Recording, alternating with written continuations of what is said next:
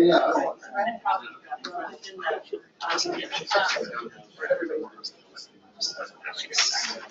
will, well, we will have a forum at the end, so this is a grand evening. Lisa, are you on the line?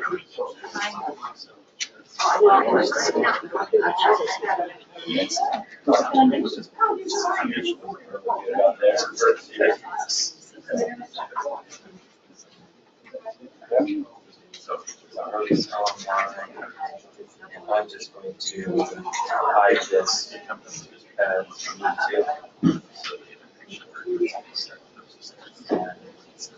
Oh. Yes, you can. Okay, let's go ahead and call this meeting to order. This is the meeting of the STEM Investment Council for August 2017. I'd like to welcome everyone here. We obviously have a lot of good news to hear from Mark in terms of progress that's made through the legislative session. We do have dollars that have been allocated to continue the work of the STEM investment. We're really excited about that. Mark will probably update us on that. Maybe just do a roll call right now for the STEM Council members. Jim Pyro, General. One on four is until. Herb Fricky, Connor. Do we have any others on the phone? Council members? Thompson's supposed to be here and Eric. So Eric is on his way stuck in traffic, as is Celeste. So they're both on. And then Lisa Graham's going to be joining us online. We'll have a quorum when we get to the decision points. That's the important Inshallah. All right. That's important. Keep the good work going forward. Should we do introductions of other people in this room? For people on the phone, so they need to hear. Why don't we do the table first? Yes, I'm Deb Bailey, Applied Science and STEM Education Specialist at ODE. Sue Wilson, Applied Math and STEM Specialist, also at ODE. Tom Thompson, for technical education and applied academics.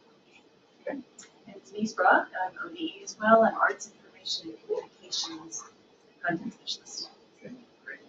And then just for people in the audience, just so we know who you are, I want you to start there. I'm Jan Lane. I'm with the Wind and Boat School. I'm Chuck Pfeiffer. I'm also with the Wind and Boat School. All right. Melissa Dubois, South Metro Salem STEM.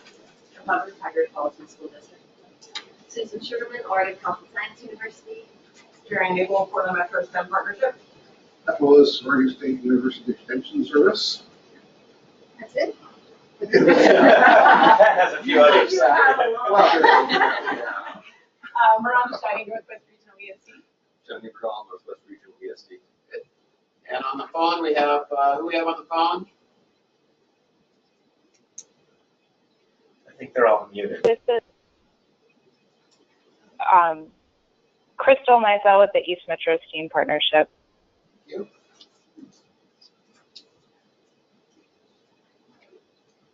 you. And Kyle's on the Kyle's on the phone. Randy McDonald, Ryan Long from the Gorge, Jamie Rummage from ODE, Arthur Kukowski from ODE. Okay. All righty. Well, we have a full agenda. We've got about an hour and a half to get through this, make some decisions, get public comments. So, Mark, you're up. Great. Well, welcome and thank you all for being here at our ad hoc STEM Council meeting that we scheduled at the last one. I want to thank the council and our partners for all of the advocacy help through the legislative session. We came out of that, which it was an interesting and a bit of a strange session, but we came through the end, I think, in a very good shape. We experienced overall effectively a 7% reduction, a haircut, as we'll call it, to the STEM and CT investments. And so we are in the process today of providing recommendations to the Chief Education Officer under our legislative authority, and who will work with the the Deputy Superintendent of Public Instruction at the Department of Education, who has the budgetary authority over the funds to make final decisions around allocations. So in the intervening time from the last meeting where we heard a lot of the outcomes and progress of our current investment portfolio, as well as some initial recommendations from the council, we've worked very closely between the Chief Education Office, the Department of Education, and our regional STEM hubs to really take a much closer look at the portfolio, the resources that we have available, the needs in the system, vis-a-vis the shifts with Measure 98 funding going out into the field and other shifts as well. And they are prepared, our colleagues from the Department of Education are prepared to bring their agency thinking forward to this council for discussion today. So really looking for thoughts from the council to challenge assumptions, to probe in terms of priorities, and really sort of test out the thinking here to ensure that we have the strongest recommendations possible. And if there's a need for more information, we'll be happy to get that for you. And from there, I have other updates, but I won't do that at this time. We'll get something out to you in an email or something like that to give you some other ones. I'd like to jump in. And for today, we'll start out with a discussion around the regional STEM hub funding. And as you know, we've had consistently around $5 million. We have 4.7 or thereabouts. Yeah, well, that's right. I expected you online, so you don't have to sit in the middle here. Surprise. Thank you. We'll make you that. So the pie has dwindled a little bit, but the number of STEM hubs that we have online now has increased from an original 5 to 11, and there's other interested communities who are seeking to also be official partners and get state funding to support their regional partnerships. So the slices of the pie have been reduced, and you'll see some of the thinking about from ODE about how best then to position the dollars and to ensure that we're providing sufficient resources for STEM hubs to really drive regional solutions to regional needs and balance that flexibility with overarching sort of priorities for the statewide efforts as well. And I think we have some interesting thoughts on that. So anyway, with that, I'd like to turn it over to our colleagues from the Department of Education. Thank you. Again, I'm Deb Bailey, one of the education specialists working with the STEM hubs. And I'd like to talk about the STEM hubs as they currently stand. Right here is the map that we did share with you in the spring. These are the current areas that we are funding as a STEM hub. The different color greens, I imagine, up there. So we, as Mark said, we have a little bit haircut from the legislature, but we're starting with STEM hub funding of about $4.4 million. And when we take a look at that and subtract the 5% administration, that leaves us with about $4.2 million to distribute to the hubs. As we moved into this next biennium, we wanted to come up with a little bit more standardized process, I guess, and how we were going to formulaic process maybe to come up with how we were going to fund each one of the hubs. And so you do have a bluish, greenish colored infographic that has a lot of the information that we just talked about and how we wanted to think about funding the hubs and what we're bringing to you today.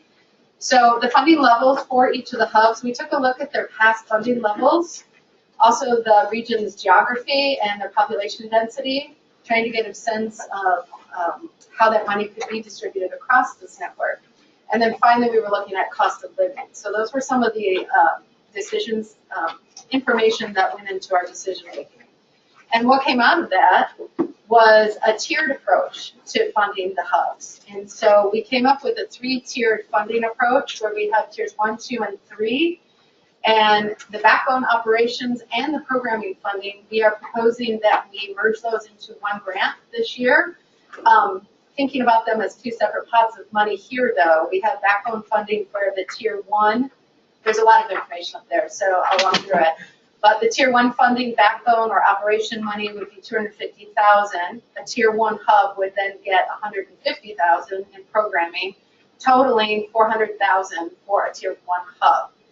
So we also would like to encourage the interconnected nature of a lot of the funding sources that hubs deal with. And so we are going to be working with the hubs with some technical assistance to help them leverage more funding sources that they may be having access to.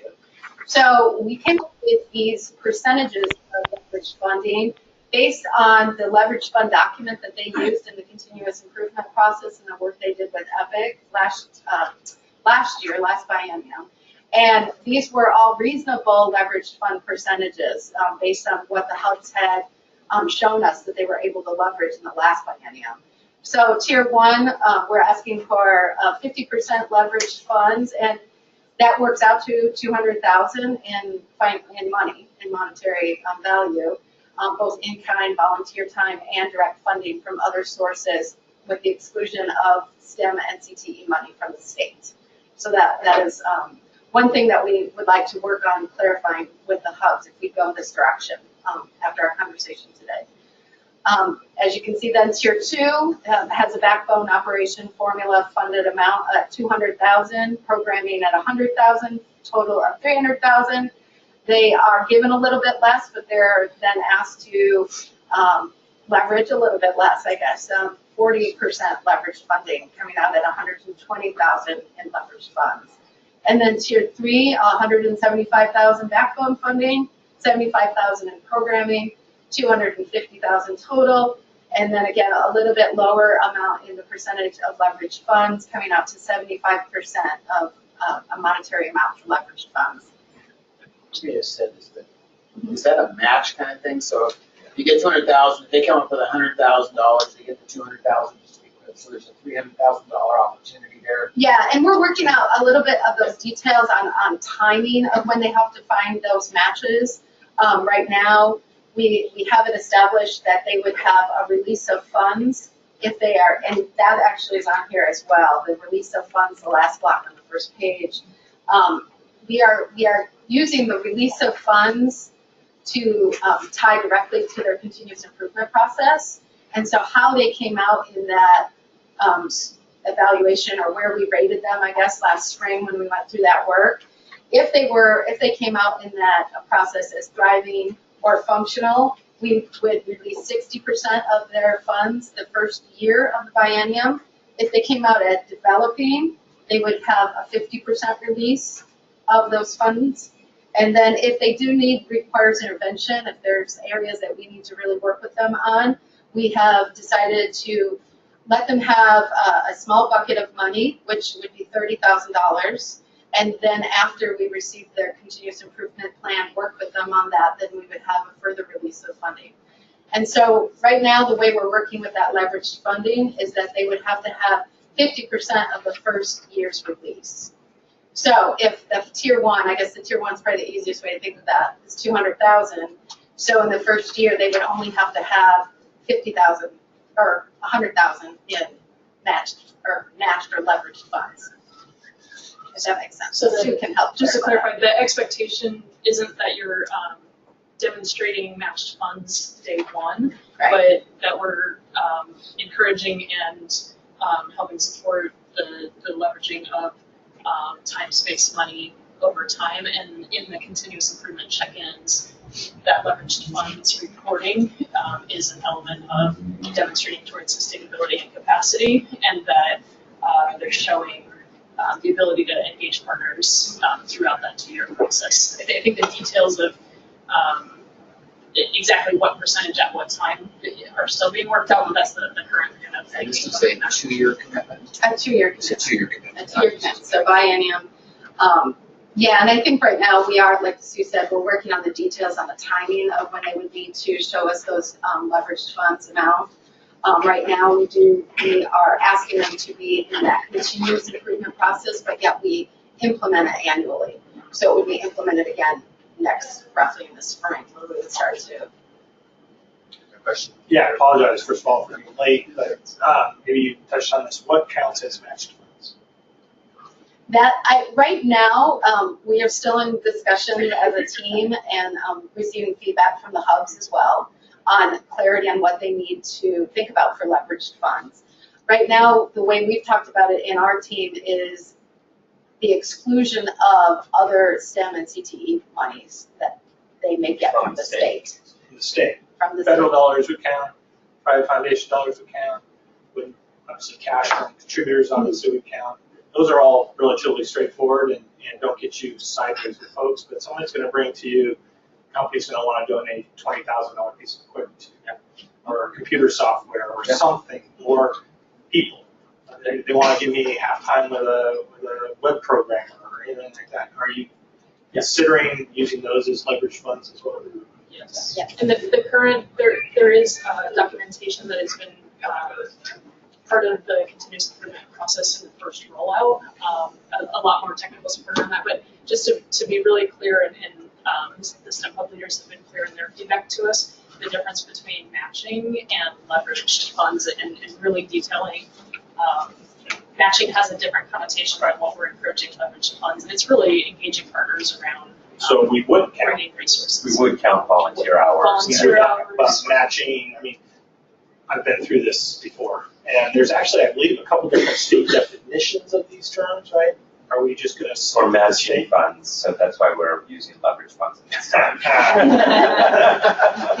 Because, I mean, there's a lot of federal definition as well around matching funds and what counts and what doesn't, and double counting and all of And the valuation of those funds have tax ramifications, obviously, for the giver, right? So there needs to be pretty crystal. I mean, at the same time, you need to encourage people to give everything, anything that they're willing to give. It's just, for this is, I've played this game with the universities before, and you get sideways really quick if it's not crystal. Somebody's going to get something awesome, but it's not going to count. And then, So when you do the math on this, assuming that everything pays out, and you have the 11 hubs, does it equal to 4.1 in the math? Is that equal to 4.2 million? Yeah. No, It's a little less. There's It's a little less. Yeah, there's also set aside funds for supporting network development. 800,000 roughly. And somewhere on here, the ODE funded network development, so support from Oregon Solutions in network development, statewide convening costs, communities, communication, statewide efforts, and then really trying to identify the best community of practice model that allows hubs to come together and really put their brains together around problems of practice that are showing up across the network instead of approaching 11 different times. So some currently identified areas around equity, data and evaluation, and communications, youth voice. 100,000, yeah. And then that's excluding the 5%, that's in someplace else, right? Yeah. And then what about if 2 more hubs come in? That's in these calculations. That's in these calculations, so it allows for like Lane County. Yep. Well, we'll see who applies to the RFP, right? What it does is the potential new STEM hubs, and we did account for that, the potential funding of 0 to 3 new STEM hubs. So the plan for that right now is that a competitive RFP would be released this fall, and we would welcome any and all applications, including That would be for new hubs. for new hubs. Yeah. Tiering is based on population served, tier 1 and tier 2. Yeah, all of the tiers were based on it was past funding. We looked at what the hubs had received in the past bienniums, the population density, geography, and then general cost of living. And you can see there's a little bit more detail on the infographic, and it gives actually some of the assumptions that are made for the backbone funding are then things that we know that are, it says backbone funding in the second to last block there. These are things we know that are covered with backbone funding: salary, travel, communications equipment, convening, evaluation, professional development, and general operations. Have you actually classified the 11 hubs in? Yeah, that's what I was going to ask next. Yeah. Yes, we have. And how does that break out? I mean, are they within budget? Yes, and then, off the top of my head, I think it's 3 tier 1, 3 tier 3, and the rest tier 2. 5. Yeah. What happens if we cease shifting tiers? I mean, if a hub really gets going and they're showing that they're expanding their usage, is this something that's evaluated just biannually, or is it going to be something that can be evaluated and shifted after 1 year, the first year? In terms of backbone funding, or? Yeah, well, yeah, I mean, if a hub really takes off, right, it starts growing and putting Tier on 3 kind of moves to the. tier 2, they're going to want their extra cash. Are we saying only every 2 years we're going to take a look at this, or are we going to look at it on an annual basis? Right now, there's some flexibility in terms of those funds that have been out or identified for the network development, so there is some flexibility. There's no reserves, though, I would assume we're spending what we got, or are we? We will by the end of the biennium. I think you're coming after the spec, which is better. And I We think, have some flexibility. yeah, I mean,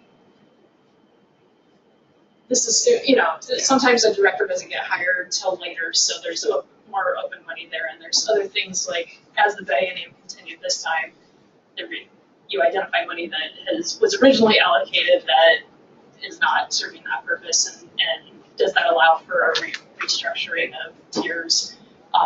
Do the hubs agree with your analysis on what they are? Nobody's fought back. Most of them walked up to us and said, Are we inviting people to Tier 1. What's your reaction been? Because The reaction I know has if I been got- actually very positive. We presented this information at the convening last week, and actually, to be honest, most hubs knew what tier they were without asking. Good. They said, That's They good. usually walked up and said this number, right? And we said, That's "Yep, good. we're tier 2, aren't we?" Yep. I was just Yep. trying to figure out if I was going to get any phone calls. We We're hope gonna get not. some phone calls now, thank you. So, last slide for me, I just wanted to mention the programming grants. This is a change from what we did in the previous biennium, but we would like to combine the backbone and programming funds into one grant award. And that these programming funds, as you saw back here, it was really the formula grant, again, based on the past funding, population density, geography, cost of living, and also the amount of funds that we had to allocate in this sense. And so, in general, we feel that these programming funds, based on some past programming money, are relatively small. So later in the presentation, we'd like to present another idea that we have to potentially give hubs additional programming funds. And how they spend this programming fund is up to their discretion within certain criteria. Yes, they will actually be proposing, instead of an RFP, we have a process called a direct grant. So they would be filling out a direct grant proposal. So they're going to propose to us both their budget and their narrative about how they will do their operations with their backbone, as well as their ideas for programming with that bucket of money. It should tie directly to their partnership plan that they developed with their partners. We want to capture that. We want to capture that learning Exactly. what they're doing, so it's just not serious activity. Just one final thing to add, the tiered approach is really to, there was a need that we level some funding from cohort 1 and cohort 2 hubs. And so to look at any other model of percentage of or anything like that needed to tier and equalize with the growing of the pot. I like stuff. Yeah. It's just fantastic. Yeah. Any other questions on this proposal? And the 0 to 3, missed that. I assume that's Lynn Benton doing. Are they making noise to step up? Well, I think the way we're presenting it is we have the potential to fund 0 to 3 hubs, and that can be, it's going to be an RFP, competitive RFP released this fall, and it could potentially be Lynn Benton. They have the option to apply.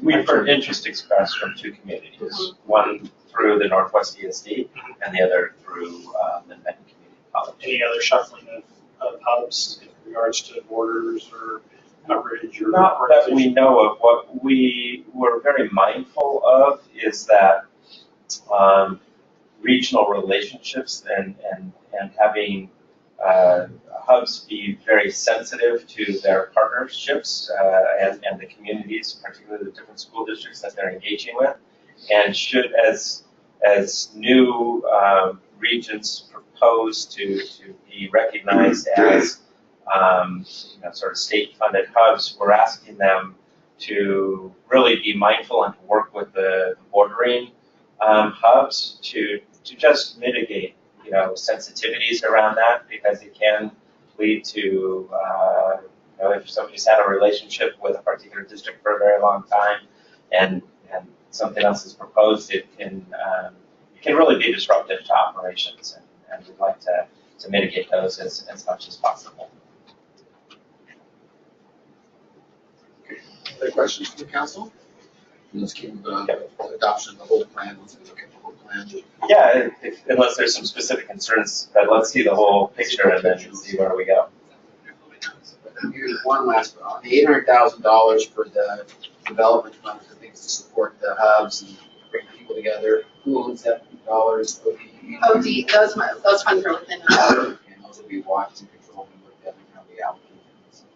And this current biennium, as we recognize that we had additional funds that hadn't been utilized, we pushed those out to the hubs so that they would be utilized effectively. Great. Okay. All right. Next one. We didn't figure out who's opening this slide, sorry. There we go. We made this slide though. So the STEM innovation pot of money, and I apologize, I think it's a 4.2 million allocation, and then you take 5% off of that and get something close to 4 off the top of my head. I apologize for not writing those numbers down. Let's get that number. Yeah. What 4.2 is what we had, but needed to take 5% off. Yeah. It becomes 4.2. 4.2. So we're at 4.2. There we go, sorry. Yeah. For allocation of the field. And so in 2015 and 17, there were 4 prioritized STEM innovation grants: the Math in Real Life grant, the STEM Beyond Schools grant, the Computer Science and Digital Literacy grant, and then the Adaptive Math Pilots. In our last STEM Investment Council meeting, we shared out reports of each of those 4. So at this point, we're going to dig into each of those separately, but we are recommending continuation of Math in Real Life, STEM Beyond Schools, and Computer Science and Digital Literacy, and the non-continuation of the Adaptive Math Pilots. And then you can see the 2017 to 2019 proposed, the funding levels that we are proposing for each of those 3, recognizing that there was a haircut in this as well. And then to close, so this does not add up to the total, and then the final part, so each of us will share out for each of these 3, and then we'll close with a proposal of how to utilize that product line. Any questions in the room there? I just recall that something around the computer science and digital literacy was scaled so much too big, it wasn't working too well. Well, the adaptive math in our conversation last time was that we piloted, yeah. Is that was the computers in the classroom and all that? Right, computer-based math platforms, and that we were going to push those results out to districts to deal with them. Yeah. Okay, that's what it was. Yeah. How would you expect the schools to handle these cuts? For each of these 3? Yeah. I think each of us will kind of attend to that in our proposal for that specific grant. And if we don't address that, can we come back to that question? Sure. Yeah, that's a good question. Okay, so I'm Tom Thompson. I'm going to address the Math in Real Life. And I appreciate the support the STEM Council's had for this particular project. This has been a real exciting project as we move forward. It's actually making some major differences out for teachers out there in the field. And we see that there's a lot of connections that are going to help us grow and improve mathematics instruction throughout the state. We presented the goals or the objectives of this particular project in the past, so it's the same ones we were talking about: environmental innovation, building student interest and achievement, networks of teachers, and also a repository of materials. that repository materials, I always have to remember to go back and realize that simply having a repository of materials and you can have a bunch of stuff there, but if teachers aren't aware how to use it and what is the most effective practice to use those materials, they become ineffective. So this professional development piece, the materials are a means of getting to that instructional practice. We are in the process of looking through those to be submitted to us, as last time, putting those out on a open education resource platform so that they're available statewide, nationally, whoever would like to use them. Ones that developed this year. We've got 6 projects. You can see them distributed here: Portland, Eugene. All of them are aligned with a STEM hub, and so the Portland Metro STEM hub, the Lane County, and I apologize, each of them has specific names, and I'm not diverse with the names, but then we have Southern Oregon. We have the hub based at High Desert ESD. We have the one based in Eastern Oregon, so it's close to them, and we have Malheur County. So those are the 6 projects that were funded in the last biennium. The recommendations specifically, so we'll kind of give you some overview here, but you have a handout, and it's similar for all the projects. It's Math and Real Life proposal for 2017-19. Gives a little more detail about what we are proposing here for your consideration. And this is, we'd like to, of course, we want to continue that and suggest we continue that and continue funding to the existing sites. There's a lot of work that went into ramping this work up, and to actually go in and suddenly stop that and move on to some other places would be counterproductive. And so we're recommending that all 6 of those sites continue some level of funding to continue the work that they're doing. But that work would be shifting slightly, and for various reasons. And one of those reasons is to move into a sustainability, trying to get out from to having continuous funding through these funds, being able to move it out. So if it's a good thing and it's happening in districts, there should be a variety of other ways this work can continue. So during this biennium, we wanted we were suggesting that each of the 6 projects actually start including new teachers, and part of that may be by reaching out to other areas, working with the hubs that are not currently part of that. So I'm not saying this is what would actually happen, because that would be up to the hubs there. But let's say Wayne would connect with somebody on the coast or something like that, with one of the coast hubs to involve some teachers in that. So reaching out within their regions. So the idea is to keep stretching and getting more teachers. Our goal somewhere down the road is 300, 500 teachers by 2020. 2020 is the time when we have the new math standards. So we'd like the conversation on when the new math standards come out to be completely different than it has been historically. And we expect doing that means we have to change the way teachers think about teaching math. And I think that's our target. So that's why we're doing that's 300 to 500. It's hard to know exactly how many math teachers out there, but it's that 10% threshold that we're looking at, trying to get 10% of the teachers that have actually been involved in this work. Then broaden the impact geographically. I mentioned connecting with other hubs, reaching out. That's another piece. So there's some growth here in these projects. It's not just exactly what you were doing before. And then there's really a new piece that we're going to propose here is to develop a math teacher innovator network. One of the things we think is important in sustaining this is actually having some leadership among the teachers that are in those regions and all the regions there in order to be able to continue the work. And so this particular group would be a smaller group of people, potentially the teachers that have already been involved in the first biennium, now digging a little more deeply into their own classroom practice and sharing that, and also being helped to become leaders in their region to be able to spread the work out and be able to help other teachers within the region grow in their own teaching. So that's the piece. It's kind of it's a continuation. It's a little bit of an expansion in the numbers of teachers. It's also an expansion in the scope of the work for those 6 sites. The next slide, if you have that, is expansion actually in sites. So we have been working with OSU over the last biennium at various things with, in regards to this project.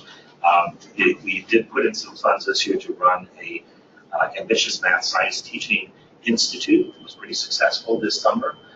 Week-long institute of math and science teachers shared some of what was happening in the math in real life, some of the work that they're doing at OSU. They're actually involve all of their pre-service teachers in that institute, so we start connecting with pre-service. So our proposal is to start including them in this work. So they would be some kind of like a seventh site, but with some slightly different things that they would be doing. So one is think about this as a research to practice network.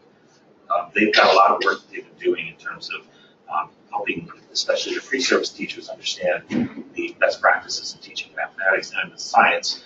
So how do we take that and be able to spread that out through a broader base? And in this case, the 6 sites that we're out there. So they can help us inform that professional development and improve it as we go, and also help us look at what's the impact on students and on teachers, and do a more thorough job of that and be great for that. Other pieces, including pre-service teachers. They've already been working on this, and they're really excited about being able to collaborate with us and be able to involve pre-service teachers in that and develop a model of what that could look like, which could stretch out to other programs around the state university. One of the pieces, in order to sustain this, we are going to have to look at other funding sources. So they're already pursuing and looking at the opportunities for additional grant funding through national grants, foundations, those kinds of. They have a leverage that we don't have, and so that's a really nice piece that they can bring in. And then also continuing the institute, because I think that was successful and we're going to grow on that particular project.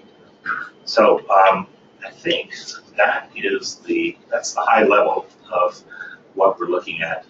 If you saw in the proposal, actually is a slight reduction in what we had used for the last biennium, and we have an additional group that would be involved. So part of that really comes from efficiencies. Part of it ties into the work that we'll talk about a little bit later, some possibilities and some other funding.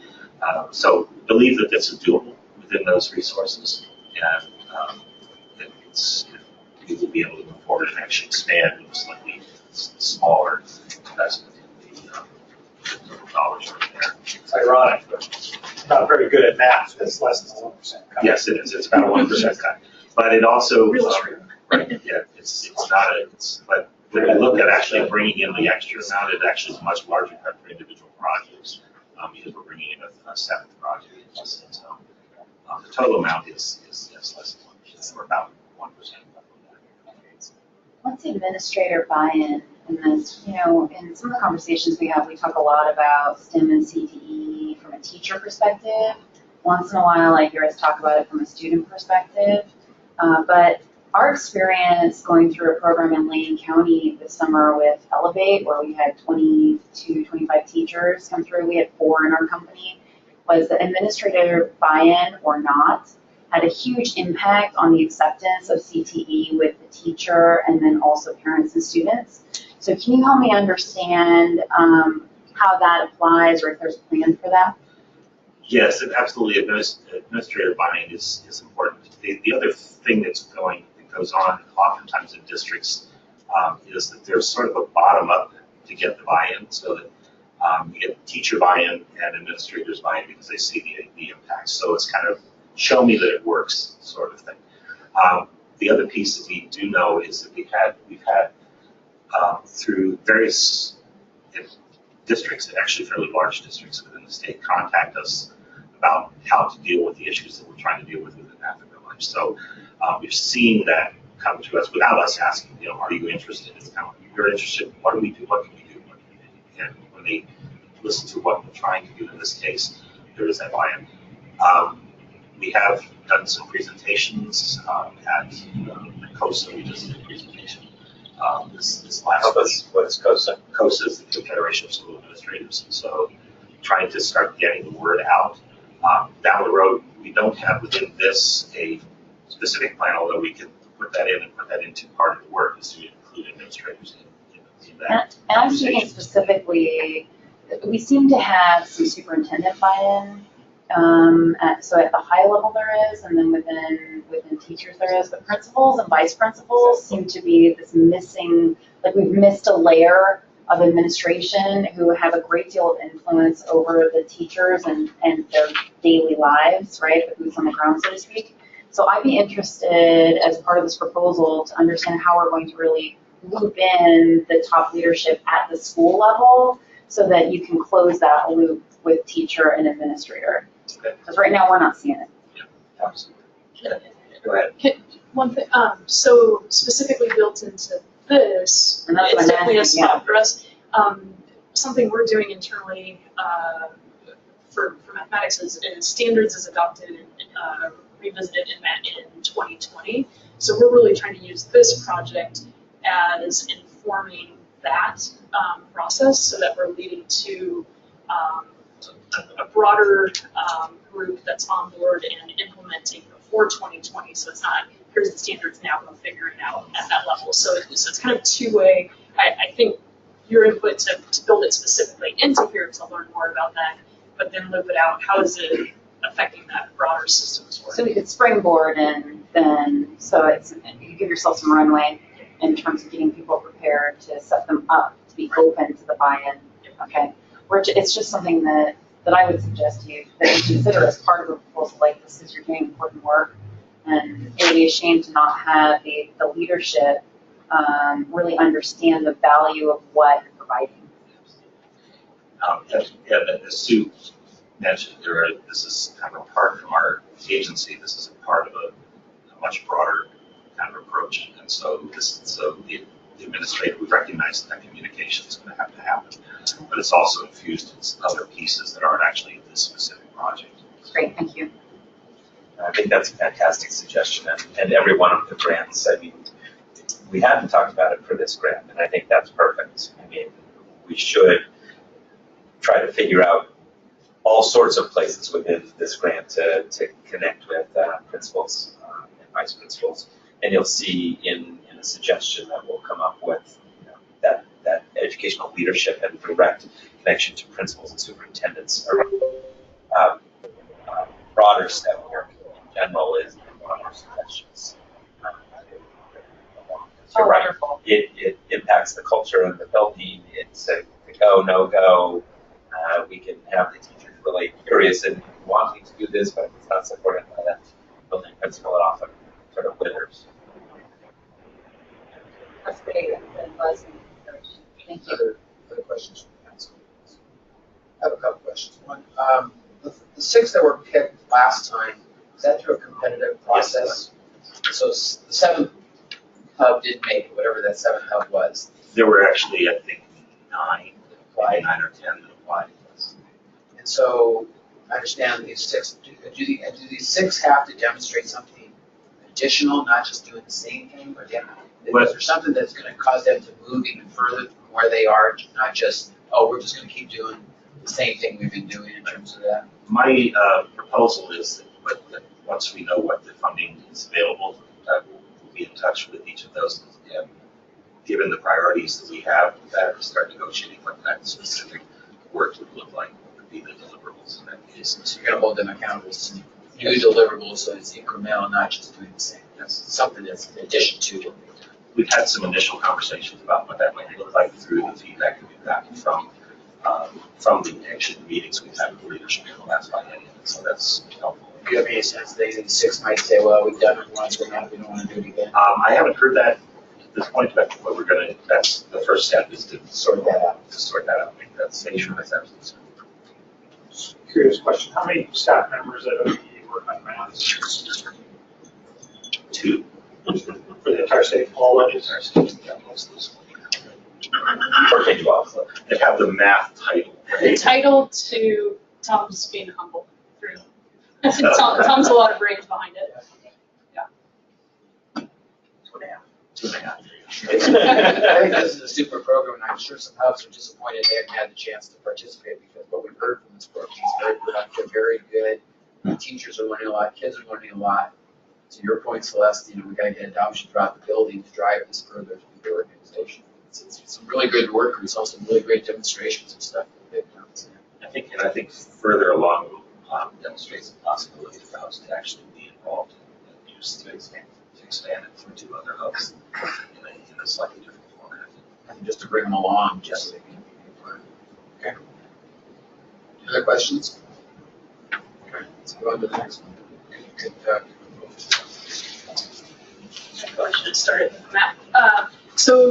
Next we'll look at the STEM Beyond School, which is really the project for the Outer School STEM Innovation grant from the last biennium. And the goal of that was to create a statewide outer school programming network that increases STEM identity, motivation, and career awareness for 4th through 8th grade historically underserved and underrepresented youth. A couple, this was shared in the last meeting with you all, but some successes, 47 sites serving 1,092 students, with over 50,000 hours of STEM programming in outer school settings. And the focus is serving at least 70% historically and underserved youth and populations. So partnerships currently over 75 partners closely connected. So this program is woven through STEM hubs and using their regional connections to identify the sites, and then supported by a regional coordinator structure with 4 regional coordinators throughout the state, as well as the leadership team making decisions for the building of this infrastructure. So just a reminder, last biennium, this was funded at $1.5 million, and we are proposing a 20% cut to $1.2 million. And so I want to start with being very clear that nothing in us really wants to do a 20% reduction. That is looking at this pot of money and how to best utilize it. And just naming that a 20% reduction is going to have direct impact on the number of students that this project is able to serve. Through that. Yeah. Expand on that. I mean, we're over $1,000 per student for their experiences. For last year. Yeah. So 1,092 students divided by $1.5 million. We're over $1,000 per student per experience. Right. So how are we not getting more experiences? Right. So a few things. This project was a competitive process. That money got out the door at about with maybe 15 months. I would say less than that. Ability to implement, right? And really focused on the building of the infrastructure that can support a statewide network, right? So roughly how much of that was spent on the infrastructure? Because I assume you don't have to repeat that expense is the same. Right. So direct costs, I can give you a number. I don't want to make that up off the top of my head, but if you look at really the balance here is those numbers will decrease, right, to build that infrastructure out, but the programming dollars increase the need for that because you're looking at 23 months versus 15 months. So some are increasing, some are decreasing. Okay, but say it again. It's a longer time period because it's not Yes, starting mid-biennium. I'm just concerned. I don't know if anybody else is concerned. That's just a tremendous amount of money. I mean, one bus is $30,000 to spend. Send bus kids out for a day on a field trip somewhere. In overall budgetary spend. I just wanted to make sure that we send that bus out because I believe in it. But that bus should cost $5,000, $10,000. So we can send a lot more buses out there with kids. And I just concerned on this 1.2. Yeah, it's a 20% reduction, but you said you had a whole bunch of fixed costs or startup costs in the previous biennium. $500,000, $500,000, $250,000. What? I'm just trying to do the math here to see if this is worth it. Because I'm sorry, that money can be spent much better doing other things, in my opinion, than spending that much money on an individual child's experience. It's too much. It's a tenth of what we spend on a kid for an entire school year. So I got to see numbers that are 2,000, 3,000 kids, 4,000 kids for that same kind of dollars to be able to justify this to anybody that I know that pays the taxes and writes the laws. A few that might people might want to say something, but a couple things I think to consider in that is access to programming in rural sites has historically not been there, and it is expensive to transport and get kids there, right? So I don't buy it. I mean, I'm sorry, maybe I'm in a mood, but if you're in a school in Plush, there's 12 kids in that school in Plush, you can grab a bus and go up to Hard Mountain for less than $1,000 a kid. I want to understand where these dollars are being spent, because I know several different legislators who are going to ask me associated with this one, and this one is a big spend for little impact last biennium. I'm asking, I'm not saying you can't do it, I'm just saying, how are you going to come back at the end of this biennium and say, we dramatically increased our numbers, even though you had a cut? Just to be clear, there was over 70 hours. If it wasn't a drive-by, it wasn't a 3-hour bus ride. No, So there's do the seven- math on that. It's only the Right. total number of So I'm hours. just- Go back to the slide. I mean, it's. So this isn't just pushing money out to individual programs. I mean, we've done that. What this entailed was to have coordinators in different regions be working with different populations to look at the programmatic needs and gaps, and then to scale programs from other areas in order to address those needs. So it's really sort of that intermediary in an ecosystem, to get that connectivity. And maybe you can say more about. And that's where I think that using the metric of students served, number of students served, is such a simple metric that makes that story seem like minimal impact, right? But really the approach of this project is to build the capacity of STEM program providers to engage underrepresented youth that they have not historically done, and to engage organizations that have served underrepresented youth to implement high quality STEM programming. So if your metric doesn't represent everything you're doing, don't show the metric, because somebody like myself, or with more power than I have, will jump all over you and do the calculations. And You need to show the overhead of the program in one bucket and then the actual dollars to kids, Yes. maybe in a different bucket. That is And I think the question Eric's raising though is how do we leverage what we just spent to get better impact this year? If you put the infrastructure in place and you've got the content now and you've got the populations you've addressed, why can't we get to the more deliver the product? if you're going to use that same metric, we better show a significant increase at this juncture right now. So important part of this approach and program is the development of a program. It has a longer name, but program quality improvement tool that really is allowing the sites to look at to engage in their own continuous improvement process, right? And then have the supports of the network and the professional development really be targeted to the need and the identified outcomes of their program, right? And where they're working towards. And so I think looking at that as a centerpiece of this project, and how do you implement that, continue to implement that, and really engage these cohort 1 hubs around this is where we were, this is where we're at, this is where we're going, and these are the tools that are getting us there, and in that ongoing development. And then looking at what does a cohort model look like, right? So I'm jumping into some focus here. So to really continue those cohort 1 sites and looking at it as a not a yearly, we started a program, we learned some stuff, but what does a real cohort networked community of practice model look like using continuous improvement and networking?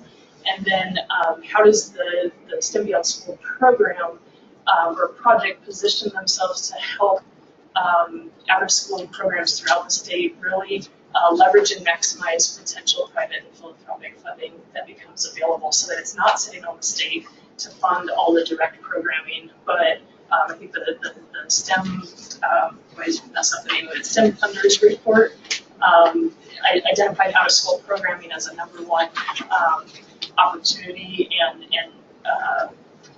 opportunity for foundations to support out-of-school STEM. And so how does this network really help maximize I think what Eric's and asking ensure for is to really allocate the dollars to the overhead and the infrastructure and the backbone you're trying to create versus the deliver the dollars you're actually spending towards Because delivery. how that reads, flip back a slide. Yeah.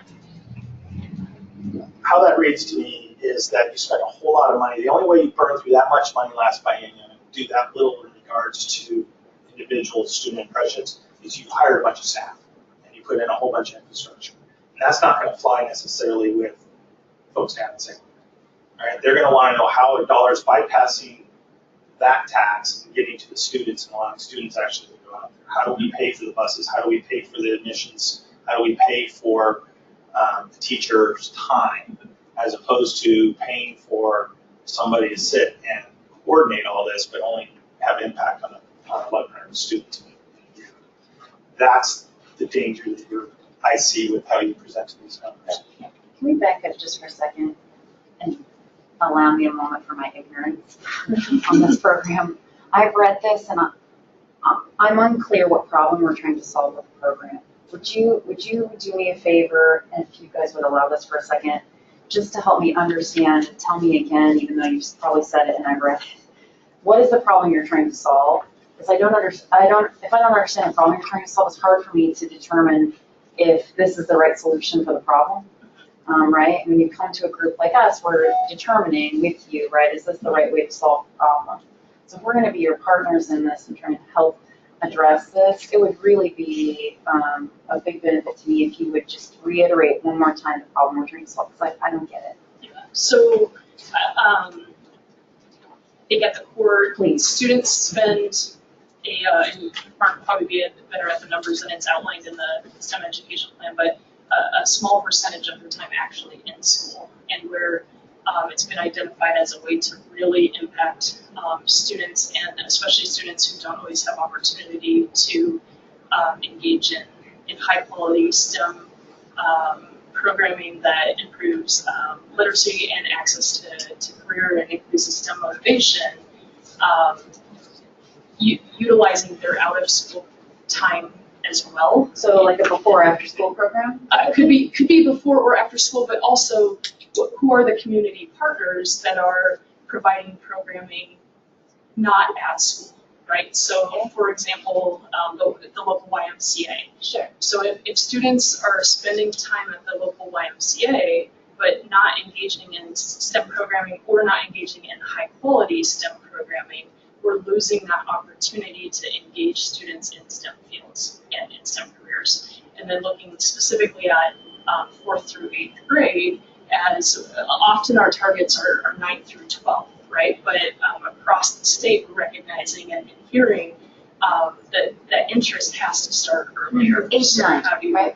Say it again. Age 9. Right. So 9 to 12. Right. Yep. So how do you utilize that opportunity and to bridge formal and informal education to say, hey, school education is more broad than the formal education system, and we want to make the formal education system more responsive to students. So supplementary, if I understand right, this is a way to supplement additional access to STEM programming.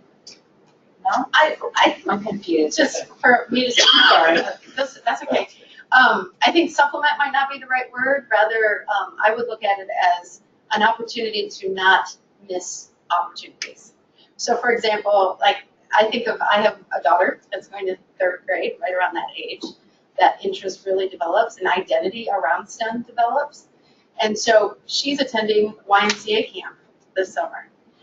Is the YMCA using the time that they have with children to give them STEM opportunities, high quality, NGSS aligned STEM opportunities that really allow them to tie that back to their school experience, to further that curiosity and interest and motivation to potentially then pursue a STEM career. So proactive. It's proactive. We're doing proactive pre-marketing. Yeah, it's not just We're a supplement doing pre-sale to, here. yeah, it's not just a supplement to what they get at school, but it's an opportunity to engage those children in something beyond what they get at school. Seed planting.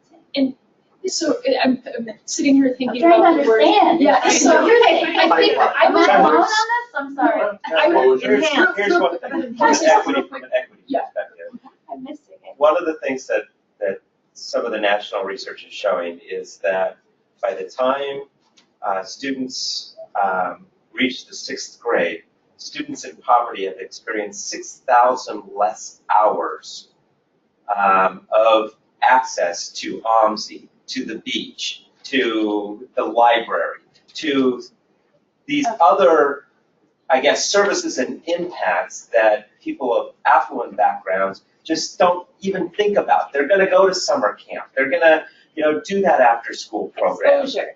So, well, yes, it's exposure, engagement. There's oftentimes your motivation for pursuing a STEM career actually comes from, visiting an OMSI or from going and playing in the dirt and being curious and allowing that curiosity to thrive and prosper. Mm-hmm. And so this is trying to address that gap in access and opportunity for historically underserved and underrepresented, hence the 70% of these funds being targeted and ensuring that it goes to those individuals who need it the most. And it is targeted in that age range where one's identity forms. To complement, I would say that a whole heck of a lot, education happens anytime, any place, right? And we have limited our thinking oftentimes to the formal school system. And what we're trying to drive in our STEM education plan and through this investment is to recognize the fact that there's a tremendous flexibility and opportunity beyond the school day where we can really motivate, engage, and build the aspirations of kids to think differently about their future. So that's really what this is. Now, when we look at the state system around who has access to those after-school programs, we know that in an urban area, not just in, I wouldn't say that, there's a lot of programs in this area. Not everyone has access to those programs. You go out to many rural areas, and the access to those opportunities diminish in terms of those sorts of programming. So this grant is to really work with communities across the state to try to say, hey, what is available here, and how can we increase access to the students who may not normally get it? Does that make sense? So that's the problem we're trying to solve. Yeah, so exposure, Yeah, encouragement, empowerment. access, yes. Empowerment, motivation. Yeah. Modeling it, it's that if you see someone who looks and sounds like you, then you believe you can. Good part, yeah. That exposure. Where does the money flow? Okay, so thank you, that helps me at least understand the program. How's the money get used? Yeah, I'm curious, if it's going into the hubs, right? Is money flowing into The fiscal agent for this is Oregon State University 4-H Extension in partnership with Portland Metro STEM Partnership, and then regional, 4 regional coordinators. There's 4 regions, and then money flows to direct program providers. Program providers being someone who provides the experience for the kids. Yes. So then the question is, how much is the overhead versus the actual delivery? Those are good questions, and we can get If you back. read this thing. We'll it get you a says- detailed budget. I think your questions are absolutely spot on. So we need to do that. And you're right, it is dangerous when you do the quick I and think dirty math, right? number of locations, the impact is going to be much larger than you're going to be able to measure. It's difficult to measure kids. That's, it's 1,000 kids having a 5-hour experience. It's a one-day camp, right? 70 hours.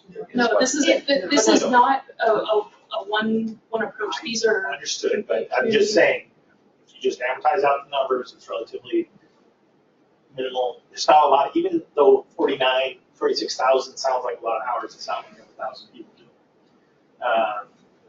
it. It ends up getting diluted quicker. I'm just, be careful. I'm just. Right, No, as advocates for STEM and CTE, right, we're often asked by our legislators what we think about issues like this so that they can then put some power behind it as well to support it if it's something that we think is valid, right? That's why we're in leadership roles. And we too get people who ask this. The question for us that we get asked a lot is, what is the value that this brings? Is it really solving the problem we set out to solve? So if we understand that and we have a clear message and your numbers and how things are allocated are clear to us, we can be great advocates for you as well outside of an organization like this, right? But it's not clear right now. That's difficult to measure though. You can't really measure that success until they're But that's in why college it's a message or and not graduate. metrics. Again, And we're trying to work on that Message and particular not one too. And, Yeah. and is what without it is. spending, Messaging, it's messaging. really this challenge here is how do we structure and phase that? And a huge piece of this is how do you tell that story of impact and help to leverage funds that may be provided? Because ultimately, philanthropic and private dollars, they like to go to direct programming, right? But to build an infrastructure that really it's bringing that together and aligning those and making sure that there's access and opportunity and high quality. What are those metrics? And so that any feedback along there and how you would tell that story in metric and what would tell that story, please tell us. there's also significant danger that you are adding dollars to a pre-existing other state-funded program that is got the same mission for the most part of what we're asking to do for 4-H as an extension of the services to our universities, where you said a big chunk of this money is going. They're already doing what's classified as STEM work all across the state. So the concern I'm going to have for you is that watch those dollars, because those dollars will go in and they will instantly get leveled out into pre-existing programs. And all money, as it goes into budgets like that, money goes in, it frees up money to come back out, and those are very dangerous things to be able to show incremental growth. By us investing big money into Oregon State University, you got to make sure you're actually getting the dollars and that they're just not cutting their other budget accordingly. And that happens all the time. So just be real wary with these dollars because we want We'll get you, you're trying to buy report on this, Yeah. on the expenditures on this particular grant. The other concern I have is, are you leveraging the existing organizations that are already touching these underserved populations, like Boys and Girls Club, like SEI? I'm sure there's one for Native American. NEA is another. Boys and Girls Clubs, pretty common.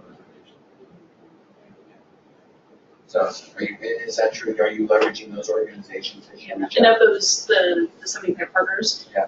really the STEM hubs in their regions identify, hey, these are partners that are able to target these youth and provide to high quality STEM. So it's really a local, it's not, Oregon State 4-H saying they will pick 40 places across the state, but really regionally responsive through the hubs on the ground. So 4-H is only one of those 75 partners, Yes. is that what you're saying? Yes. Something that you might consider on this, that we've seen to be successful with other groups doing something where you're leveraging an existing system and you're helping to add to that, right, so that it raises everybody up, right, is to use a couple of anecdotal stories, right, so storytelling that then is backed by data, right, but then that data is packaged in a way, right, like what you suggested of the 2 buckets here, packaged up in a way that really completes your message, right? So, and I've said this before, but I'm going to say it again to you, and I don't know how, I would ask you to strongly consider this, is that messaging over metrics, right? People buy stories, and the story is what helps people feel good about what they've done. So if we have some solid stories of success here, and also what it looked like before and after. People love before and after stories. And you can back that up with the data of how that worked systemically, and then show, okay, now here's how we spend the money, and this is why we've had this success and what we need now. Now I have somewhere to go. But right now, to me, it's a couple of disconnected pieces, and there's no thread through it for me. I don't have continuity of it, but that could be my ignorance about the program. I'm just starting to understand. And I hear you, and I totally agree. And just to name the last meeting is where we reported out and showed that overall. And really the goal here was like, hey, remember this, but this is what we're proposing going forward. And so I'll own the fact I was like, oh, we did that before. That was a different focus, and that this feels empty and without context. But the hope was that it was sitting in the other one. So I hear you. I mean, I was in the last meeting and I'm still thinking. So I just, just for you to consider. Yep. Okay, so they have some action items there. Yep. All right. Thank you. Thank you. Questions, good questions. Okay.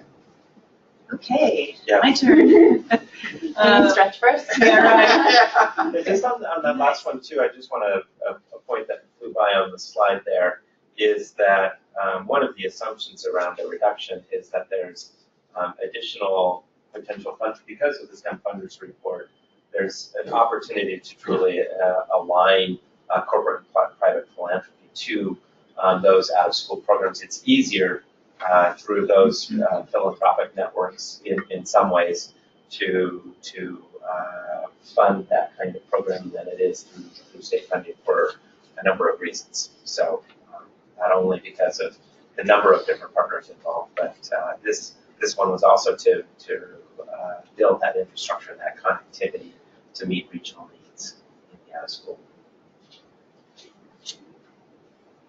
Okay, I'm Denise Brock, and I'm managing the Computer Science and Digital Literacy Grant. And again, thank you so much for your support. Thank you for inviting us here to share our story and get your input on the next steps for the next finding funding. So I shared this slide the last time I was here. It's just a quick review of what the purpose, what the problem is we're trying to solve. And I would say big picture problem we're trying to solve is students are increasingly graduating into a very more complex everyday technological world that they're not prepared for. In addition, teachers are not prepared to how to prepare them. And so when we wrote this RFP, it was, oh, how can we help solve that problem? And professional development really stood out. Professional development for teachers. And on the back end of that, after they finish their professional development, having a collaborative network, or PLC, which stands for Professional Learning Community, that is headed up by somebody who has usually taken the professional development or has been a leader in the computer science community, that can lead the new teachers along who just finished the PD. So that PLC has been headed up by what we call computer science coordinators. And there's a computer science coordinator that's responsible to make sure that each PLC continues to share out. If there's any problems with implementing what they learned in their professional development, those are the go-to people for them. The other problem that we saw that needs to be solved is to have some sort of handbook, some sort of a framework that includes a plan for districts how to implement and support and increase computer science in their district. So I'll talk a little bit later. We mentioned something about leadership of principals, vice principals, and getting their buy-in. And that's a large part of what's in that playbook, framework, plan. And that's in collaboration with a partner that we have that just received an NSF grant, Computer Science for All. So they have an equity lens and approach there. So increased student access to computer science coursework is one of the outcomes here. So again, that word access, it's the problem was they didn't have the access to it before, especially in the rural areas. Didn't have the access because the teachers didn't feel prepared. There was no pre-service training for teachers, very little. So some of the takeaways, sorry, I'm still on that slide. For professional development, with 409 teachers currently, and there will be about 75 more by September because there's some summer program going on. 81 of those teachers are involved in PLC, and the framework, the playbook is actually just being finished now. It's going through its last editing phases. And what we want to see is a 40% increase. Well, there will be a 40% increase from what we had before the grant, and that includes 20% of all high schools, and underserved areas will increase by 10%. We're very close to reaching that metric. 200 teachers receive professional development just in rural Oregon, and so when you really think about that in terms of the equity lens, I think that's really powerful. The next slide will show you that the distribution there. I can give you the yeah, and that, sorry, the last slide, please. So that last box on the bottom right,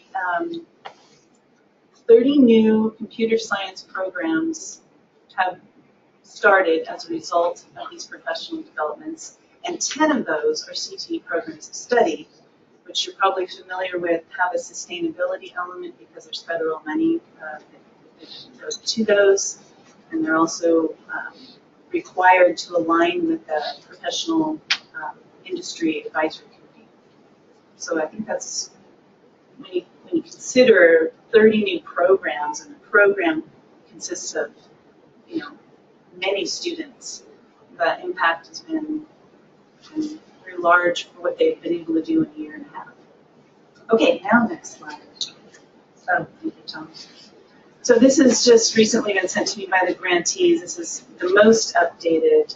SuperQuest is what they call their professional development, something that had existed before the grant was funded. And they're run through Oregon Computer Science Teacher Association, so they have connections with national best practices, national curriculum, and their own national professional community. So you can see there at the bottom, sorry, I kind of slanted, it's a PDF, but the map that I saw last time, you know, you had that Willamette Valley corridor, of course, you know, the highest rates of teachers being served, but yet within just the last first part of the summer, last part of last summer, you can really see that Central Oregon there, Union County, Patilla, starting to really move out and develop more relationships with the hubs and business communities that are partnering with offering these PDs. Oftentimes, the instructors for these PDs come from the local business community. And there's also what's called a pop-up, where teachers, principals can call and say, hey, we have this need, and we have connections with partners who actually drive out and give a short, you know, 1 to 3 day professional development. So, and it says a little bit down there on the bottom, it says 150, or let's see, there was an additional 52 representing business organizations or clubs, in addition to some members are coming from out of state to go to these professional developments. So there's a real need. 80% of the attendees, there's a survey that's given at the end of each professional development. 80% said they were new teachers, had never taught computer science. And of those 80, 44 said, so about half, said that they would start a new CT program of study and look into, you know, finding out how to do that and learn more about that. Next slide, please. The recommendation is for continuation of this grant. You can see from the one-pager handout, it's less last biennium is $750,000, and total investment for this next biennium is $600,000.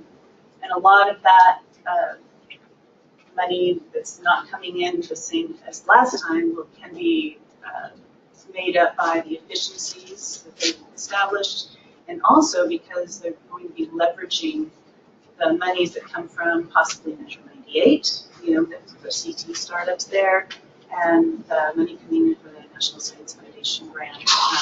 Their work will judge their own by a few areas, so they can leverage that partnership and resources. So continuation, these are the areas that I see as managing this are very, very strong. The professional development for new, so continue that for those new teachers that haven't received it. And then the returning teachers that come back to say, I want to take a deeper dive into, you know, maybe developing program study and create a course that's has more depth than just introductory. And then with that CS coordinator supporting those returning and new teachers. And then also continuing the leveraging the current funding and successful partner computer science systems that are already in place, which I mentioned. And then expansion. So how will it look different? How will it springboard into more depth? It's moving from computer science in every district, which we're still continuing, develop those relationships with those leaders in those districts. Just computer science for every student, and that's a very lofty goal. I know that's a very noble goal that can be met through deep partner collaboration and getting those communities of practice together. Everybody is contributing what they're best at and collaborating. And I shared last time when I was here that Lane model that's working down in the Lane Hub area, and ESD, and the strength of that model, of course, can't be replicated all throughout the state because there's such different local flavor, but the practices and the principles can be shared between company owners. And then using the playbook plan, this, of course, the playbook hasn't been finished, so this would be part of the expansion, but targeting some districts that already have leadership that's open, that already have leadership that are saying, yes, we want computer science, and starting with them, developing that relationship and helping them understand the importance of computer science and how you don't have to just start a program right away, but you can start integrating it into the day. Then the students get more excited, the teachers get more excited, and as Tom was mentioning earlier, that the leadership of the school says, yeah, we want to continue this, because the parents are probably very excited as well.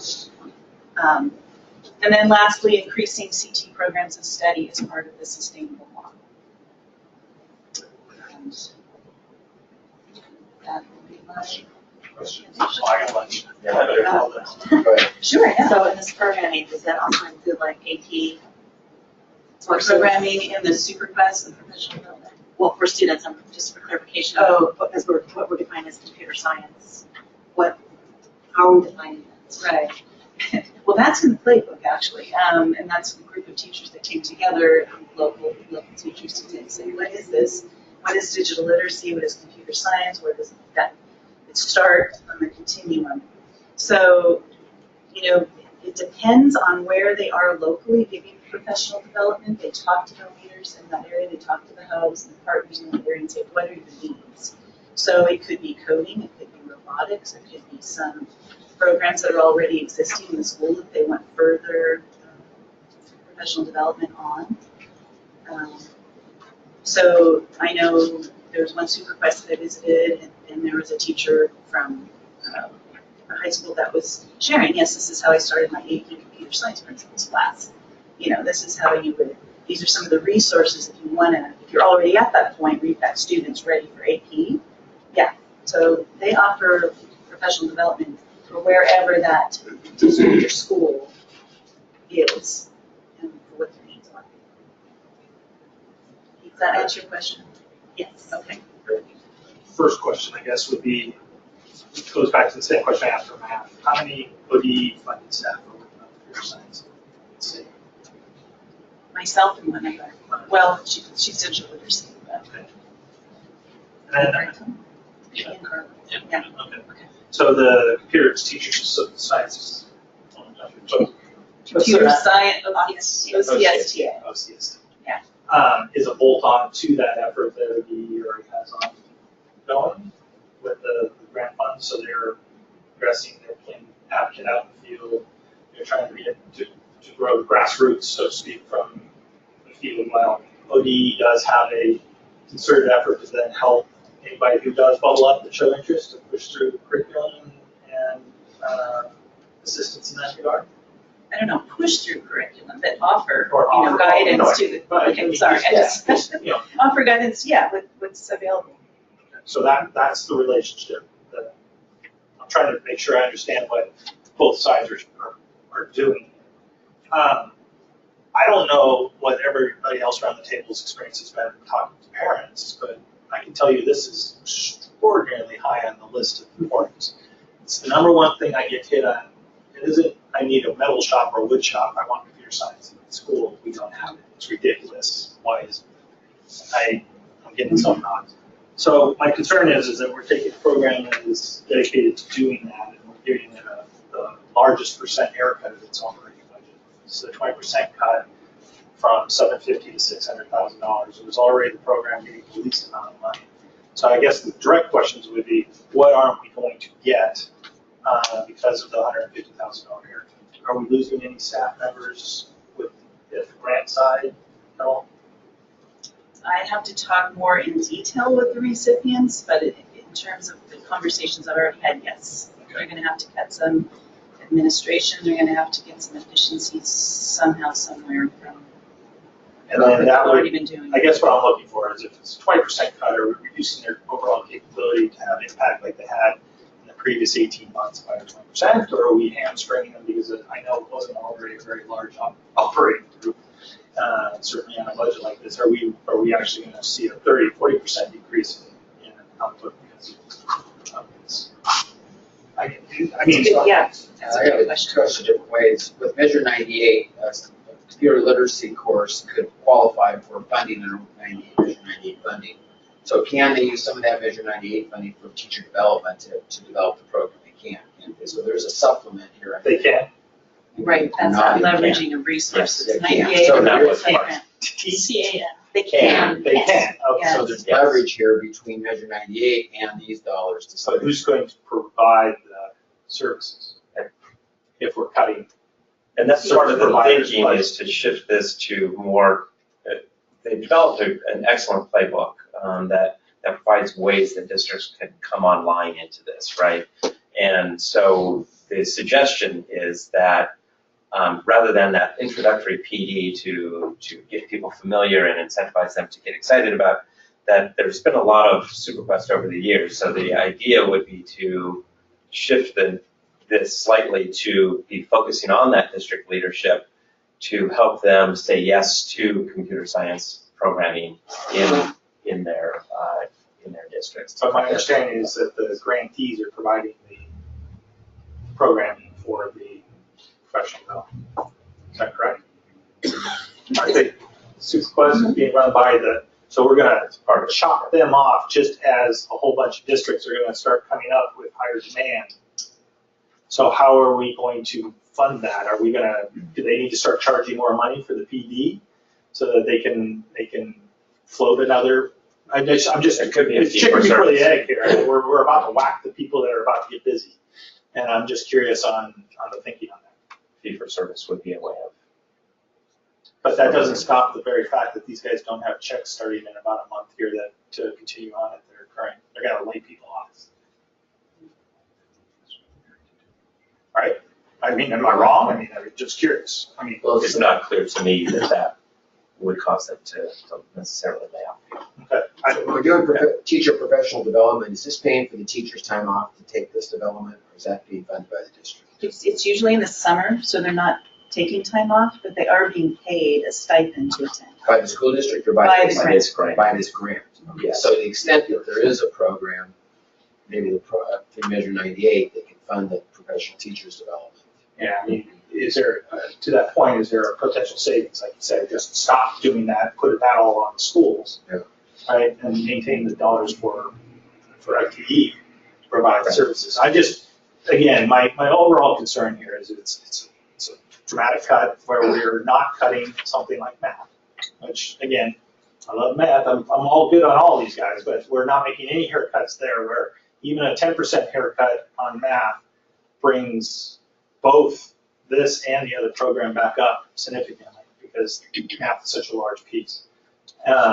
So I'm just questioning allocations at this So point. maybe the better question is, how do we get the same effectiveness for the lower amount of dollars, given the program design and the ultimate demand we have out there? Yeah, but that can be said about this, can be said about math too. And I guess. But maybe we can be just as effective with 600,000 than we were with 750,000 because of Measure 98 dollars being available. I think the whole system, because all these dollars are being thrown in at this problem, and how do we make sure that we get the best outcomes? So the question to the grantee is, what are the very real impacts in regards to FTE on the very short term? Because the other concern is you lose folks, they go get employed, and you don't get them back when we need them, right? Because they have to feed themselves. Okay.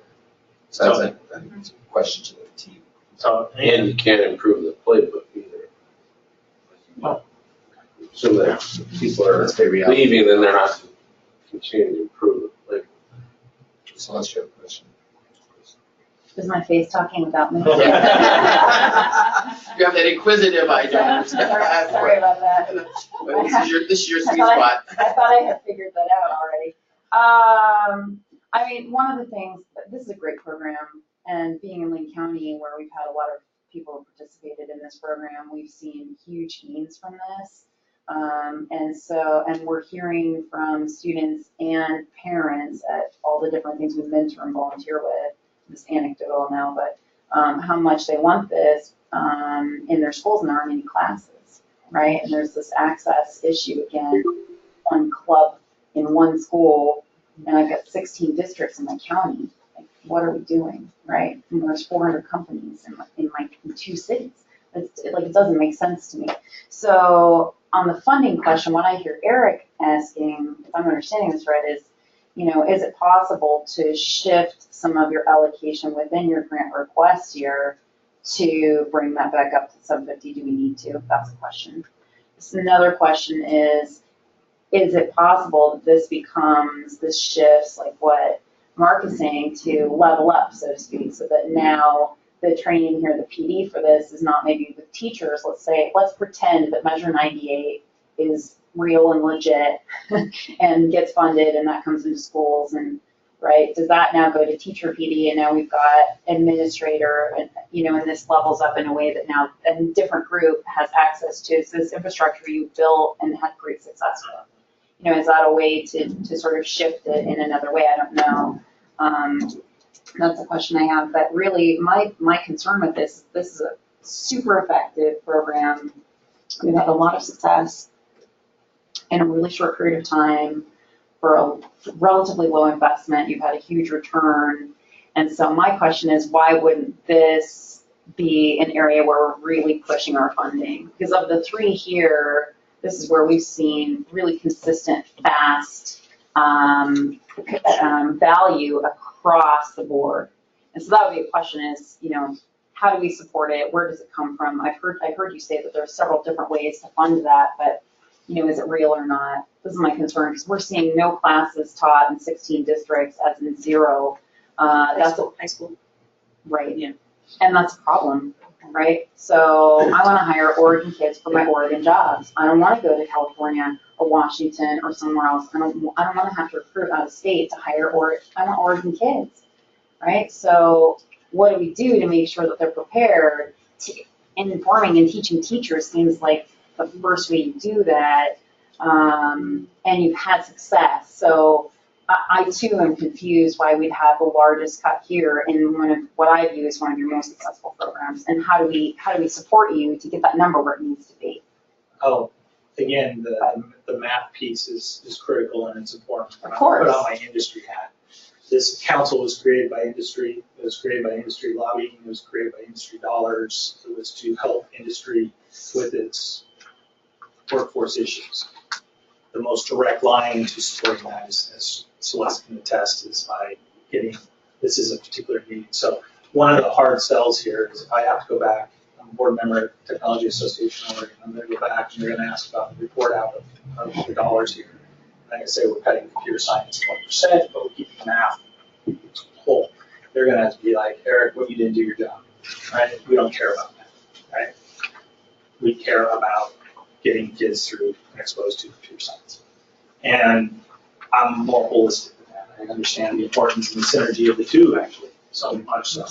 But that's not going to still fly amongst 40 CEOs who are going to all have open slots for hiring in computer science. So one of the reasons they supported this, put this thing forward, is to see real growth and real effort in this area. And I don't know if 20% cut says that. Can I share one other percentage that I didn't put up here? I was surprised that almost 50% of the attendees were from grades lower than 7th grade, teachers. Yes. So when I talked to the grantees about where they would like to expand, it would be to go start doing super plus for lower.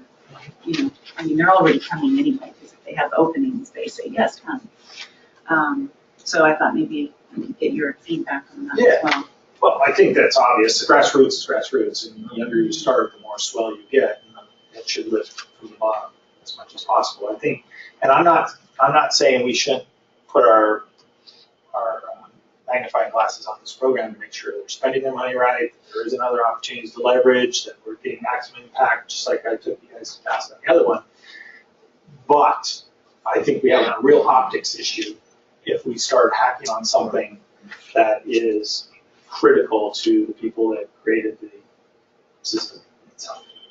Right. Keep in mind that in software, the average lifespan of an engineer in a company is 18 months. Think about that. And we're going to invest 4 to 6 months of time to get them in a space where they're producing at a level that we expect. So when you take that right off the top, we have a very short period of time where we're going to have an engineer in our company where they're producing and providing return. That means that we're hiring on a regular basis because there's a churn in our business. Now, our particular company is different. We have a longer retention rate by design, but that's the average. So if we're having to hire, people with transfer degrees or AOTs or something, we're looking, 6 years isn't a very long time when you look at the churn of a company. You look at, we're a 20-year company, you look at some of the companies you have here, we've got to be able to have every 18 months a new crop of people coming in. Every 18 months. And when you look at training, we're talking about 12 to 14. So every single year in May, we're looking at hiring. Every single year, because they're going to go on. And good for them, that's great. They need to get that experience. But our churn is really fast. And so we've got to have the students coming in. And my question as a person in industry is, how do we help you? Again, it's like, how are we advocates for this to get the numbers where they need to be? Because $600,000 is not enough. Yeah, I think the other issue is if you start asking And we're at for time. additional. I think the message has been sent. Yeah, no. And so I think there's some clear thoughts from the council on these issues. One is understand the impact, whether we need to increase the funding in this area because of the success. Understanding the implication of this with Measure 98 because it has been funded, I think $170 million is what I heard. For Measure 98. Yeah, for Measure 98. Yeah, so there is money there for that. How it works with that, we don't want to cut it off, as you said it, when that's where demand is. So I think there's some assignments here to do. Were we looking for action on this proposal, or is this just advisory at this point, and we'll come back with action after the? Well, I hear an action to rebalance the Well, that's what I'm numbers. saying. Well, I would propose this. I think you need to understand, and what we did is we have one budgetary scenario. I think we need the what ifs in regards to if we do give math a 10% haircut, 15% haircut, 20% haircut, 5% haircut, what does that do to your ability to run now, right? You can't add 7, you only have to stick with the original 6, for example. We need to understand what the impacts are so we can restrict. Well, I'm just trying to understand what we need at this point to keep this thing on track, to keep moving in terms of programs that have to be out and delivered. So that's a question in terms of timing, in terms of making a decision so people can go do work. Right, the funding timeline. Yeah. Yeah, we, given the summer, we would like to, for those programs that have already sort of received funds, to get monies out the door so that there isn't an impact in terms of staffing cuts. And so we would have to make some decisions probably by the end of this month. Which is the most impacted? Hubs is one separate piece. Is that one we have to make a decision on? The hub's full, right? Yeah. Yes, we can make a decision on the hub separately, and we can make a decision on the STEM Innovation Grant separately. Yeah. So if we can move forward in terms of the recommendations on at least that portion, and then rebalance some things, but I'd like to have an opportunity to, we haven't addressed yet where are you going? The money that is freed up from the, if we're not going forward with the adaptive math program, then that frees up approximately $1 million. So that wasn't in your numbers? No, not yet. So we have yet another slide. So we haven't. Never mind. We haven't got there. Well, but let's hear the proposal, because one of the things that was discussed in the very beginning was that the programming dollars to the hubs is quite anemic right now.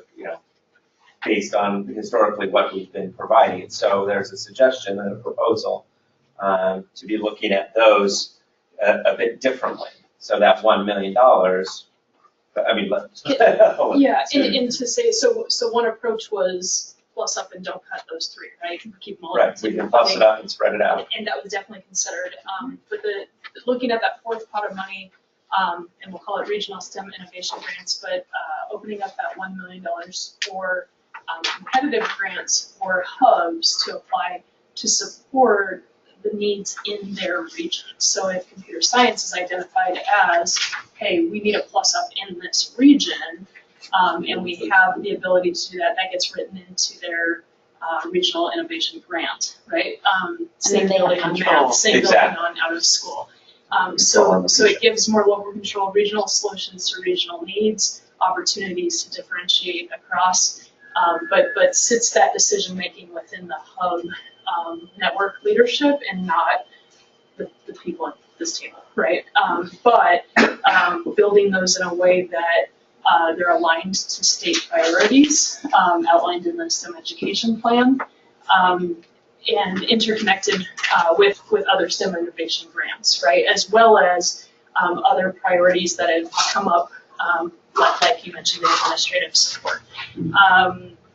And then fostering interregional collaboration. So it doesn't just need to be, Hub A applies and this is their regional competitive grant, but actually Hub A is working with B, C, and this partner to address this common need that goes across and really spark that innovative thinking about how to spend these funds. And that these would be a competitive grant process. What's the specific? Approximately $1 million. Yeah. I have to get going. So I don't know. Yeah, based on the allocations that we had here, it would be $1 million. Right. 990,000 plus or minus some change. Assuming that first table. So here you can move a little of this money back into the digital piece and then. Well, that would be, and then I guess from your standpoint of what you are proposing with your original proposal for the hubs for programming versus what we had done previously, what's the delta there? How much are we scaling back with that proposal? So when you add that into. It depends on the hub, actually. No, I think in as aggregate. far as No, the delta. You mean the asking overall delta? overall. Oh, okay. It's actually an increase in programming, right? By doing it, we'd have to go. So the difference is it was allocated to 5 hubs, and so it's a huge delta for So if you equalizing and then adding and so if you put $500,000 additional money, or let's say $750,000 of additional $1 million towards hub programming, that would be generally considered an increase to previous biennium's programming. No, most hubs would hit, because basically you're saying if you take that $1 million and you spread it out through 11 hubs, or 750, you get 75K, right? Additional dollars to the Additional numbers To the numbers that were up there. Yeah. Okay, but it wouldn't be peanut butter that way, it would be by tier again, I assume. no, this It would would be be by competitive. process, right? Some yes, some no. And just to name, many of the decisions made for supporting the network were to move towards a collaborative collective impact model statewide. The smaller this pot gets, the more competition that's involved, right? And so this was an attempt to. So a tier to one have hub, and under the current proposal, is to receive $150,000 in program, right? Yes. Okay. Question number 1, how much did they receive? Any tier 1, take the same hub last biennium, how much did they receive in program? The biggest impact to that would be tier 1 cohort, because those 3 are cohort 1 How hubs. much? And How much dollars did One of them had 400,000. Had 4 program. So they were taking out maybe a $250,000 haircut. That's not a haircut. That's lopping an ear off. So, and there was only 5 that were receiving program funds, is that what we're?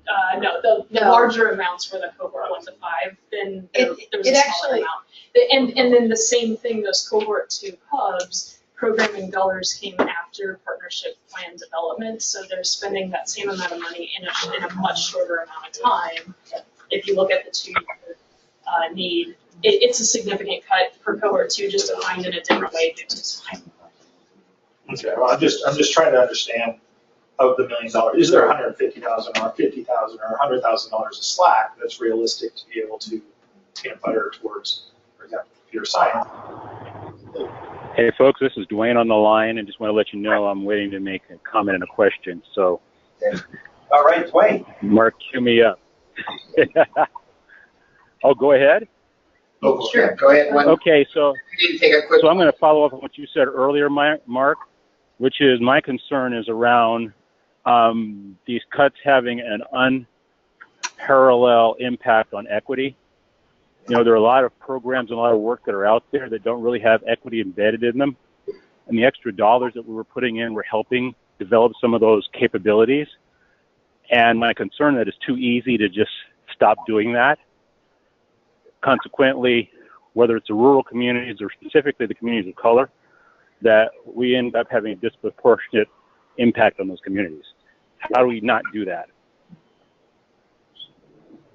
Yeah, that's a great question, Dwayne. One of the cross-cutting areas of support for the hubs is specifically in regard to equity. Two, the out-of-school ones are very much targeted toward issues around underserved, underrepresented, and our internal suggestion around these regional STEM innovation grants would be that they would be prioritized for those programs that reach communities of color and underserved student populations. So what we could do with these regional STEM innovation grants is that we could prioritize certain areas like leadership development, like outreach to students of color, and other priorities of this council, so that we could build that into these regional STEM innovation grants, knowing that we've also been trying to work very, very closely with the hubs to infuse equity across all of their services, and the vast majority of them are taking that very seriously. So you need to do a vote.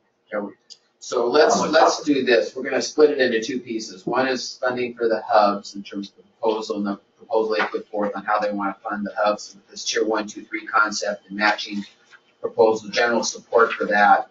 We'll look for a motion there. And then on the second piece, on the innovation grants, I think we're going to ask the team to go back and do a little more work and thinking on the questions we have, and kind of we'll see if we can seek approval by email or necessary a phone call to see if we've got consensus. But I think we've got a lot of input here, and we're not going to make that decision now. But I think they heard our concern. Yeah. And need to go back and rework that and come back with a proposal that addresses our concerns. So on the first part is everyone on the hubs, is there a motion to kind of accept the funding proposal for the hubs as they move forward? Is that Motion to approve. second? Second. All in favor, say aye. Aye. Aye. Dwayne? Aye. Okay. Okay, and then on the second piece, on the actual innovation grants, I think got some good feedback here. They need to go take that away. We'll get back with us and we can do a phone call to kind of get approval for that, or we can do it by phone. Okay? All right. So I know Herb's got to leave. We have public comment. We have to do public comment as part of a public hearing. I'll just take us a few minutes here. We have 4 speakers, not less than 3 minutes. Make it quick. Get to the point. I understand, Herb. Thank you. Thanks to the department here for the work you've done. We've got great success here. Take these comments as good feedback. Some of these things are working really well, and we're trying to improve them and get even better outcomes. So don't take this as get beat up, but we're really in the spirit of trying to improve. No, appreciate it. Yeah. So, John from Thank you. Beaverdall. Thank you. You're free to walk about the cabin. Hi, thank you very much. Guy Fernald, Northwest Regional ESD, Sherwood High School, long time. I got a CTE grant and a continuation grant. Thank you for your support of teachers and the PD that you've helped me do with teachers. Their feedback has been overwhelmingly, we want more, we want it deeper, we want it wider. So please keep that going. They want it in classrooms face-to-face, and they like the online PLC model. What's the return on the investment the state's done with this money? I heard that a couple times. I think we have to keep that in the forefront. Teachers, especially in the CTE STEM, don't have birds of a feather to stick with, and this is helping them. They're getting what they need. We got to do something about the teacher training for CTE and STEM. 3 universities I talked to say, where's the data that shows we need teachers? We have the anecdotal data, but they're not going to invest until we give them numbers. Measure 98, thank you for your comment about the administrators. What I'm hearing is they're buying another vice principal, put them in charge of those 3 legs. How much of that money trickles down to the classroom? It would be great if they put it into PD, but they're looking at big chunks of money to spend that makes it easy for them, not what we've been charged with. Thank you for your time, and thank you for helping me build a manufacturing ecosystem in Oregon. Thank you, appreciate it. Bethany Kramer. So I'm Bethany Kramer, Policy and Outreach for Oregon After School for Kids. We're the statewide after school network. We've also received funding over the last several years from STEM Next to do informal STEM systems work. And as part of that, we participated in a study that I think you have seen some materials for before, but there is a full report released. 11 states, 1,600 kids across the country participated in STEM informal learning experiences, and then they assessed, measured the impacts. And so there's some really great data, including Oregon students. The full report lists how many students there were, what demographics they came from, and it pretty much just shows they were exposed to STEM, their identity went up, their knowledge went up, their interest in career and STEM careers went up, and so it's a great study.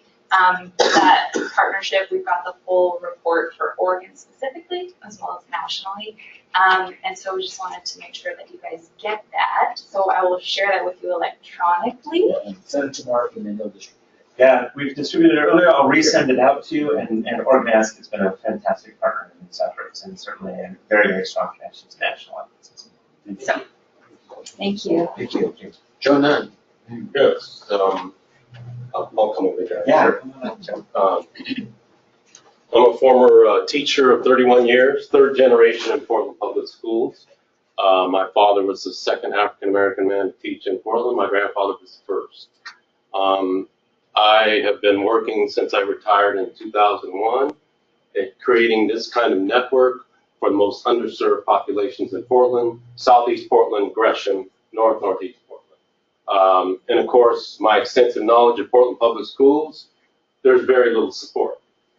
So I partnered with many ex-professionals and people that are still working. They're not all African American, they're people of all colors. So the main developers of this program, Carl Talton, which Jim has worked with, and myself and Joe Rodriguez, who is the superintendent of Hillsborough and Beaverton. So we've started the Northeast STEAM Coalition. We feel that the art is a very important part of that. And we want to thank you for the grant you gave us for out of school. But you can't really quantify how important that grant was to us, because we were actually able to take that grant and partner up regionally with a black fraternity. So when I say a black fraternity, understand this. I mean a fraternity that originated in a historical black college, because we weren't allowed to be in other colleges. And then that fraternity has developed into regional areas. So, and those fraternities also take anybody of any color. I want you to know that as well. So what I'm here to say to you more is that when I've seen those, I volunteer a lot of hours. I've been volunteering since I was 19 years old in nonprofits. It's something I got from my folks. They both have nonprofits they start. And what I've seen when I go to all the events that we have is I see the light in a lot of kids' eyes. I see that it's finally turned on when I go to Building Blocks for Success, one of our partners. When we have a group of high school students that are building a plane with the Aeronautics Airway Science Museum. When we do gaming with Pixel Arts. So we're changing the picture in Northeast Portland. But if we're not supported, we can't change the picture. And we all know what the view is in the future for Oregon for employment, is that we need people. We need people that have high-tech skills, but we all also need people in the trades that are going to have some high-tech. So your grant is giving us the chance to expose kids for the first time. And when we were able to take them to a regional competition with an African-American fraternity, and we had kids of all colors in that group who took a bus. We couldn't get a bus from Portland Public Schools. We had to get a bus ourselves. So the cost of that bus was a lot more. So I mean, so you just can't see all of that in the same light because it doesn't happen the same way. When I worked for Tommy in 2013 and 14 doing the CTE grants evaluation, most of the grants that I evaluated were in Eastern Oregon. Well, the same situation is happening in Eastern Oregon. And they're asking for a lot less, but they need a lot more. But the same applies to them. There's kids in Eastern Oregon that I know that they cannot stay at their home, that they cannot stay in their little city if they're going to make it in the world. So you can't measure the success of these out-of-school grants if you measure it only by dollars. And you can't keep saying you serve the underserved, you serve people of color. You can't keep using those words if you don't back it up. And because they haven't been supported in the past, we can't even quantify the dollars that weren't spent in the past, the chances that they didn't get. I was lucky. My parents were educators. So I knew where the opportunities were. But there are many kids that couldn't even come close to the chance to do that, which is why many people in my neighborhood have volunteered ever since I was a little kid. So I'm here to represent those families, those communities. Many of the families that I work with are my ex-students, and it's now their families, and they need your help. Thank you, Judge. Thank you for So their funding stream came through the out-of-school. And it went through Northeast Coalition. Yeah. Northeast Coalition. So we're not a nonprofit yet. We're probably going to be an advocacy nonprofit, but we wanted to get this started and get it off the ground before we decided which way we're going to go as a nonprofit. And I think we can, thank you so much, Joe. And I think we've got some work cut out for us to tell more of those kinds of stories of impact as you I'd love to suggested. help you with that. Absolutely. Thank you, Joe. Thank you. Last one's Kim. Kim, are you on the line? I think she must have had to go. Okay. Well, Marshall's time. So thanks to the council members, thanks to the Department of Education staff, and thanks to those who participated. A lot of work ahead of us. Good news that we have some successes to build on, and we have resources to spend, and our job is to make sure we get